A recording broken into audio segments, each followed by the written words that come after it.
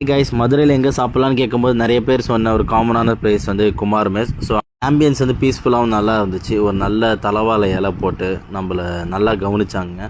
Seriously நான் வந்து எக்ஸ்பெக்டே பண்ணல இவ்வளோ டேஸ்ட்டாக இருக்கும்னு. பிரியாணி குவான்டிட்டி ரொம்ப கம்மி தான், பட் அல்டிமேட்டான டேஸ்ட்டு.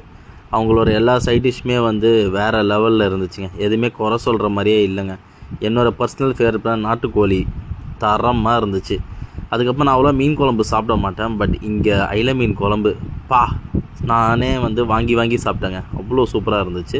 ஸோ சிக்கன் குழம்பு மட்டன் குழம்பு அவங்களோட மீன் குழம்பு கூட கம்பேர் பண்ணும்போது எனக்கு ரொம்ப ஆவரேஜ் மாதிரி தாங்க தெரிஞ்சிச்சு. But unlimited meals 180 rupees definitely செம்ம ஒர்த்துங்க.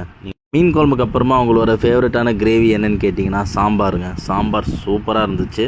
பட் ரசம் வந்து கொஞ்சம் டிசப்பாயிண்டிங் தான். அந்த அளவுக்கு எக்ஸ்பெக்டேஷன் அளவுக்கு இல்லை. பட் ஸோ ஃபைனலாக நாங்கள் கோலி சோடாவோட முடிச்சிட்டோம். ஸோ நீங்கள் மதுரை பக்கம் போனீங்கன்னா கண்டிப்பாக இந்த குமார் மெஸ்ஸை ட்ரை பண்ணுங்கள். தேங்க்யூ.